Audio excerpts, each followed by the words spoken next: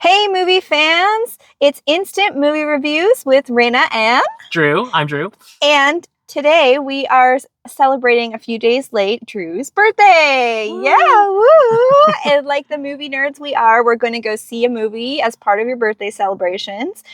And you got to pick the movie, so what movie are we seeing? We are seeing Final Destination Bloodlines, also known as Final Destination 6. This is the first installment in this franchise in like 14 years. Mm-hmm. After Final Destination 5 was pretty well received after the fourth movie that's so bad I haven't even bothered watching it. So yeah, I'm excited. This is getting franchise best reviews. It looks, according to Deadline, like it's going to be a franchise best box office opening for this series. So it's been a while since a horror movie has really wowed us. I think Companion was the last one, and that wasn't even really a horror movie. So I'm excited that we may finally be getting a really good horror movie for the channel. I think, too, you know, everybody gets annoyed with remakes and sequels and everything, but there has been a little bit of a resurgence with these horror continuations actually being good. Saw was good. Scream, the first iteration, I felt was really good. The second one, not quite as strong, but the first one, like, really, really good. You mean Scream 5? Yeah. See, I like 6 better, but... Oh, really? Yeah. Well, there we go. Too bad we weren't reviewing them then. But I think in terms of box office numbers, 5 did better than 6, wasn't it? They both did quite well. I can't remember which one did better, but 6 did surprisingly well. Yeah, it's got me theorizing and wondering, like, what other old IP is going to make a resurfacing, because they are doing well all of a sudden. Like, this kind of stereotype in the industry of like, oh yeah, another horror movie sequel. So like this, what's this, like entry 10? Yeah, Saw 10 was freaking amazing. Yeah. So who knows, right? Way better than it had any right to be. I'm so sad that it looks like Saw 11 may be on hiatus or canceled or something. Who knows? We'll see. So in terms of this film, I'm not super familiar. And before coming to watch this today, I think I maybe saw the original 1, maybe 2, way back when they first came out, but wasn't really interested in the franchise. Didn't watch it again. I am familiar with the iconic scene of the truck and the lumber. The log truck. The log truck. And I do remember the kid freaking out about going on the plane because of his premonition. So those two things kind of stuck with me. But I did watch a big recap so that I could try to remind myself of all the little threads. But maybe for our audience, if you haven't seen it, or maybe you're the younger generation, so you weren't even alive for some of this stuff. I know we might have a few teenagers watching our videos. Drew, give us a bit of a summary of the background of these films. What is the main concept here? So it actually started out originally conceptualized as an episode of The X-Files. The original movie was done by a couple of people who worked on X-Files. I did hear that. And the concept is that somebody gets a premonition of a disaster that's going to cause a mass casualty before it happens, with enough time to get themselves and a small group of people out. And then the premonition actually turns out to be true. The disaster happens. A whole bunch of people die. And then for whatever reason, since Death's plan has been cheated, Death will track down and find ways to environmentally kill the victims who escaped the disaster in the order that they would have died in the original disaster. Yeah, that's so interesting. It makes me think of Harry Potter by She Who Shall Not Be Named.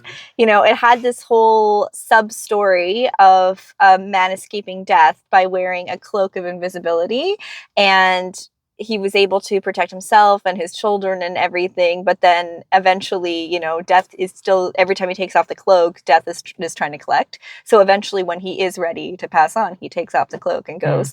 Maybe she was inspired by Final Destination, because I think the film came out long before that particular book, which I only read because I studied it in university. I don't remember when Philosopher's Stone came out. Well, the story wasn't till the end of the series, this story. So It wasn't till the end of the series. Yeah. But I do think they all kind of, like, a lot of this stuff came out in the 90s, right? Like, this was like an early 90s. I think it was 2000 on the dot. Really? We'll put it up here if I was wrong, the year that it came out, but I'm pretty sure it was 2000.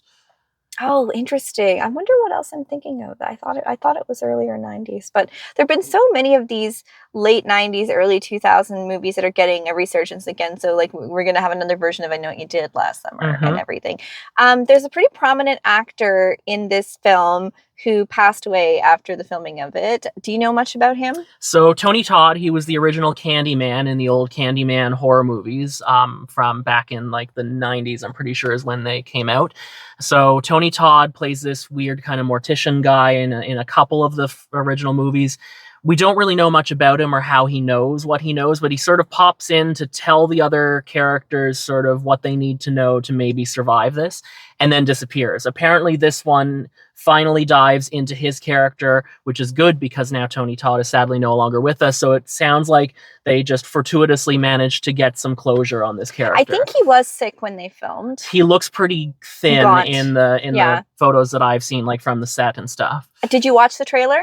Nope, I've seen the teaser trailer of the guy in the tattoo shop with the chain that gets in his nose ring, but there's a full trailer that's been released. Apparently, it gives away some of the death traps, and I want to go into this as blind as possible. I don't even know what the disaster is that they escape in this. Neither do I. So the only premise I actually understand, what I think I understand from the trailer, is basically like somehow an entire family has escaped death, and it may be that generations back escaped it, and death has been trying to track them through the generations, because it seems like there's a bit of history stuff, and they're talking to Tony's character, and they're looking at books and everything. So I'm not spoiling like the traps or anything, but it does just kind of seem like this is something that's coming after a family unit, and I think that's where the Bloodlines comes from.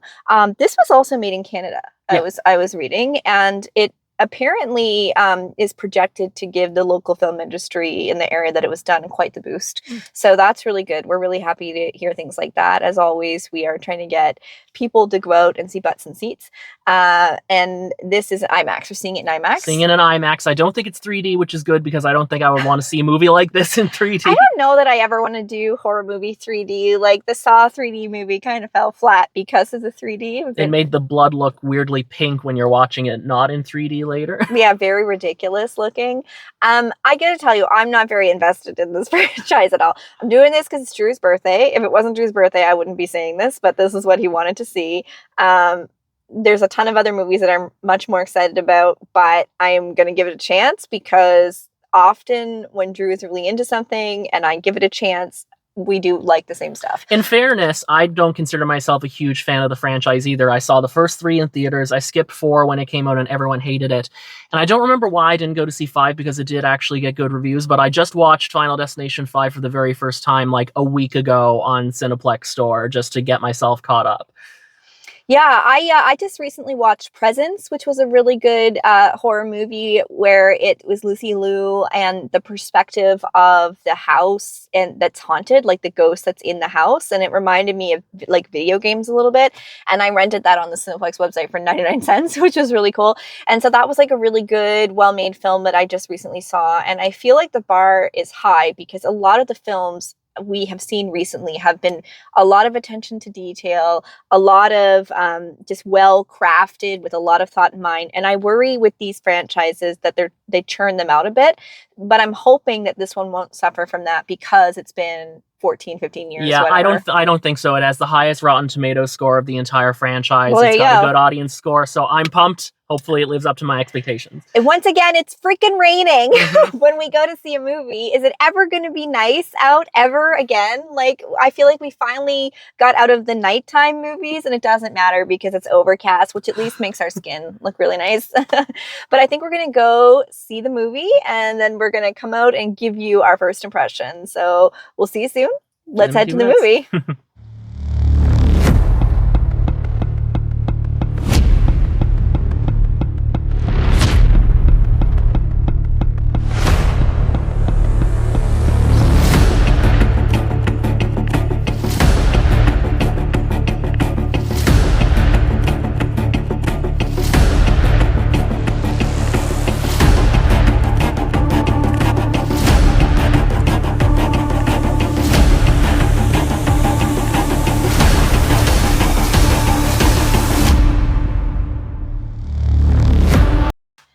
All right, birthday boy, how was that? I absolutely loved that. I knew you did. Every time I looked over, you looked practically giddy. Well, the thing is that, again, as I said in the intro, I'm not a huge fan of the franchise. I really liked the first and the third. everyone went on and on about how great Final Destination 5 was, and the twist at the end I really enjoyed, but I found the characters not really developed. And really, the first Final Destination was really the only one that I thought had developed characters. This develops its characters, and I thought that was a really nice change. It ups the stakes, and I think maybe that's part of why I didn't connect with the other ones very much. It just felt very disposable. Like here's the idea, now everyone's gonna die, ha ha ha. And the characters were always just like, here, take Final Destination 5. Here's the guy who's like a lech towards women, and then you're not gonna feel sad when he dies. These characters were not stereotypes. Like the character that at first, when you just look at the actor who plays him, you're like, oh, that's going to be like a dude bro type. But he's super sweet and super sensitive, and he's got a pet turtle, and it's just like you really end up feeling for these characters. Yeah, as the characters die, and then you have the other characters' reactions to the death, even the older folks, when they die, and it kind of seems like, oh, well, they had their life. It's still really sad. Like you feel bad for them. You feel worried for the survivors. I really like that there's multiple callbacks to the originals. I don't want to give too many spoilers away. Definitely see Final Destination 2 before you see this one, is all I'll say. Yeah, and actually the opening scene is a flashback, and it was brilliantly shot. It was brilliantly shot. Like, I was full of dread, but also just for like the time period, the set, the costumes, the music, like it was very immersive. So I kind of went into this being like, oh yeah, like this is whatever. And then that first scene grabbed me right away. I was like, oh, my eyeballs are glued to this now. Like, I kept hearing you making noises as the various deaths happen in that early premonition scene. Oh my God, I had to cover my face a whole bunch. Yeah. So it is a bit gory. Yeah, it is a bit gory. I had to close my eyes multiple times.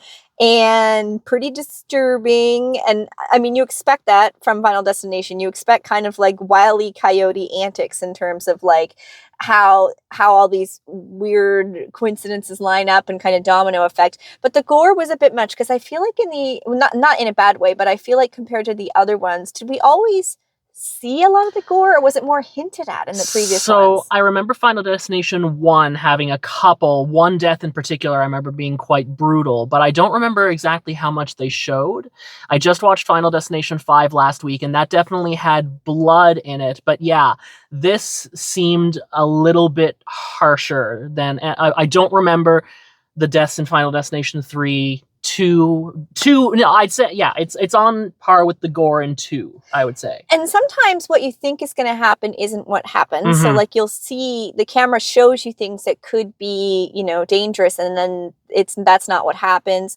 Or the characters themselves are aware of danger and try to take precautions and stuff. And I feel like it does a really good job of capturing just the human condition of trying to be aware of everything, like keeping your head on a swivel. Drew and I were talking about me being a toddler parent and having to keep my toddler alive and anticipating every sharp thing in the corner and the water that you could slip on. And this might hit you and that might happen. And the thing is like the second you let your guard down, that's when they do something.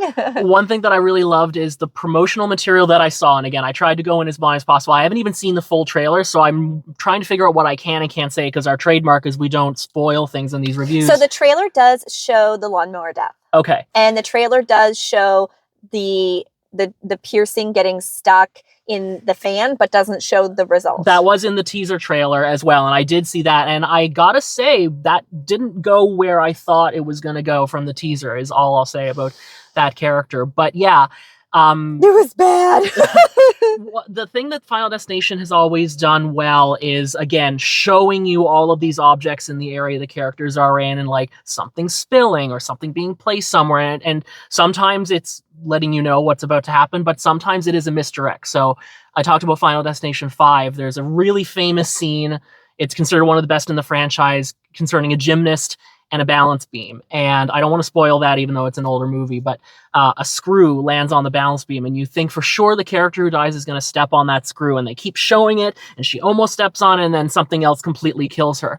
This movie ramped that up like crazy. I don't think people are going to talk about the gym scene anymore. I think they're going to talk about the hospital sequence. This was so stressful for me that it actually like hurt my TMJ a little bit. Like, while I was watching it, I was like, okay, you have to stop clenching your teeth. You have to stop clenching your teeth. And it definitely, like, I wouldn't say it scared me, but it did replay something as a jump scare that I wasn't expecting. And I jumped and said to Drew, like, I just watched that. I didn't need to watch it again. And it did get me. So, like, that kind of jump scare got me. I didn't necessarily find it scary, but definitely filled with dread and anticipation. It's suspenseful. It's very suspenseful. They do a really good job with building the suspense. And for the first time since the first movie, and I would even say even more so than the characters in the first movie, they develop this family and you get to know who they are. And again, the characters are not stereotypes. At first you think they might be, but there's a lot more depth to their character. I turned to Drew before one of the characters died and I was like, I really don't want that character to die. Like, maybe they'll figure this out and that person will survive. Like, I really didn't want them to die. I spent so much of the movie just like this. Like, I couldn't. I was Now, part of the movie made you tear up a little bit, didn't it? Mm-hmm. Yeah. So there was a little bit of a sequence in there that I think many, not only fans of this franchise, but horror movie fans will appreciate. And I think we can talk about it a little bit without spoiling it. So we said in the intro that Tony Todd is in this. The actor who plays him has passed. He was sick while he filmed this. And very obviously so, unfortunately, poor man. Yeah, but they incorporated it into that. And, like, again, this movie, the timing couldn't have been better. They finally explain who is Tony Todd's mortician character, how did he know the things that he knew in the other movies that he appeared in, and it's not excessive. They don't turn him into like a gigantic main character, and then the way that the character exits the movie, I turned to Raina and I was like, that was beautiful. But I did predict who he was, though, pretty early on in the movie, which I was kind of proud of myself because I hadn't really seen the others. I think I'd seen one, but I didn't even remember he was in the originals. Like, I don't even know which ones I've seen, but I did turn to Drew. We came back from the bathroom at one point and I said, I think such and such. He's like, oh, did they reveal that? I was like, no, that's my prediction. And I was right. So I really like it because I'm not too quick on the upkeep sometimes. So I like it that I was able to do that. And I think that the way they tied his character in together was a very beautiful homage to him, but not only to his character, but to him as an actor. It was a very beautiful thing for him as an actor, and he's known for different horror movie roles. So I thought that was really good because I know even the Candyman, the new one, he was in that one briefly. So that was kind of cool. But overall, like, I enjoyed it a lot more than I thought I was going to. It was just very stressful. I wonder if it would impact me the same way a second time, knowing what was coming. And do you think it was worth seeing on the big screen in terms of IMAX, though? Like, IMAX. I do, just because of, like, the grandness of some of the scenes. Again, you could see it on a regular screen, it's fine. I do think you should see it in a theater, though. I don't think you should see it. Well, I don't like watching movies at home, so I'm always going to say that unless I really hate the movie. But I think it's definitely worth the theater. Your mileage may vary in terms of IMAX. Yeah, I don't, like, for me personally, I actually found it a bit overwhelming being on the IMAX screen because I felt like I couldn't escape it, and sometimes I get a little overstimulated with the audio and the sensory input, so I like to kind of be able to, like, get away from it for a second and reset my brain. I feel like I couldn't. Like, I was turning to you as if you were somehow going to help me. Like, I was like, oh, Drew, like, you could somehow stop what was happening on the screen. But if it had been a movie I'd watched at home, I would probably need to pause and breathe a few times because it was just like, whew, this is stressful. And you can tell because I start speed talking too when I'm like, ah. Now, did it live up to your expectations and hopes? It exceeded my expectations. Great, fantastic. And again, I'm not a super fanboy of this franchise. It's not like when I go to see the upcoming third Silent Hill movie that I'll be like, this had better be amazing. I was like, the reviews are good. The audience response seems to be good. I like some of the other films in this franchise, but this exceeded every expectation I had in terms of characters, acting, the death traps, the way they're set up, the mounting suspense. It's everything that I wanted from a Final Destination movie. Yeah, and we've been saying this thing about well-made, well-crafted films, and I was nervous going into this that it would just be kind of like a churning it out just to keep the copyright on the IP or whatever. It wasn't. It was very well thought out. I wouldn't necessarily say that it was very compelling, but Drew and I were taken aback, like we've said, about the family dynamic, the characters. So, like, they did put in the work there, and the shots, like the death traps and how they shot them and how they did misdirect you and how they unfolded, like, the writers obviously had a ton of fun doing that. So, like, for me, like, it did exceed my expectations too. Mine were pretty low. I just wasn't really expecting much. And yeah, like, it kind of surprised me. How would you rate it? I'm gonna give it a 9. I'm gonna give Oh it a my 9. God! No, seriously, that movie is what I wanted the monkey to be. When I first saw the trailer for the monkey, I thought it was going to be what that was. Yeah. And I liked the monkey. I think I gave it a 7. It's our first video. I have to remember what I gave it. But it was very slapstick. The characters are not deep. This was what I really wanted the monkey to be, and it wasn't, and I get that. But yeah. I'm a little lower, and it's not because I think it was bad. It's just not necessarily my thing. It's not something I that's fair. super enjoy. So like for my own personal rating, I would kind of put it at a 7.5, but I completely appreciate why Drew, who is a very big horror suspense thriller genre fan, like I see why he gives it a 9. Like I appreciate why all that is in there. I think for me, it's hard for me to tell you exactly why I want to give it a 7.5 because I don't want to spoil anything, but it does have to do a little bit with how the ending shapes up, and then just I can see that. you know, like that, and yeah, just because it is a bit of a formulaic thing, right? So like there's surprises, but there's not that many surprises. Like you can't, we know the formula, right? But in terms of like it just surprising me, like it definitely did. I think it's worth seeing in the theater. I think you don't have to be familiar with the franchise to see it, but it would probably help to watch one of those like YouTube recaps. It's like the top 10 things you need to know about the Final Destination movies before you see it or something. Because there were some great little harken back to it. I didn't catch them all though because I don't remember the other movies. I caught references to the first and the second and the fifth, but I didn't really.